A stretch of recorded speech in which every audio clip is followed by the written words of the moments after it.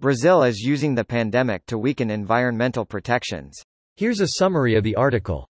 By Donna Liu. Brazil's government has passed 57 major legislative acts that weaken environmental protections in the country, and 49% of these were enacted in the 7 months since the COVID-19 pandemic was declared in March.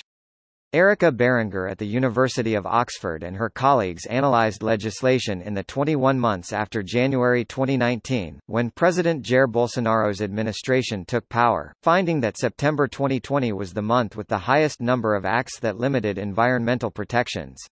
This post received a score of 11,000, with an upvote ratio of 97%. Here are the top comments in response to this article.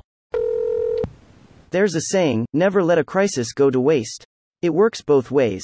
It can result in something positive or negative. And this man is taking the opportunity and making this crisis into something much, much worse. Kudos to the dickwad. We got to change hearts and minds, or hope they die. What you gonna do? Brazil is doing that anyway.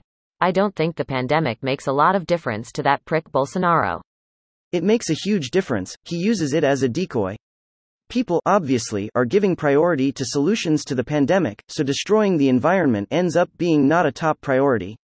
Yes, but like I said, or implied, he was going full steam ahead on policies that destroyed the environment anyway, before the pandemic, so I really don't know it's made all that much difference.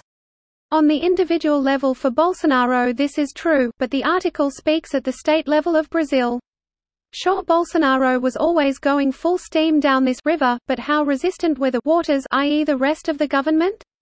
If they would have put up obstacles that they are otherwise not because of COVID, then in this sense the whole body of the state of Brazil is now pushing for environmental degradation and not just its head.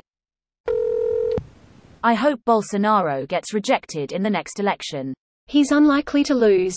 I wish I was wrong, but the opposition is fragmented against him. They can't settle their differences, and that's a huge advantage for him. Also, he already started claiming election fraud much like Trump did. The difference between Bolsonaro and Trump is that Bolsonaro controls the military. His VP is a former general, many of his cabinet are generals. So even if he loses, he will try everything to hold on to power.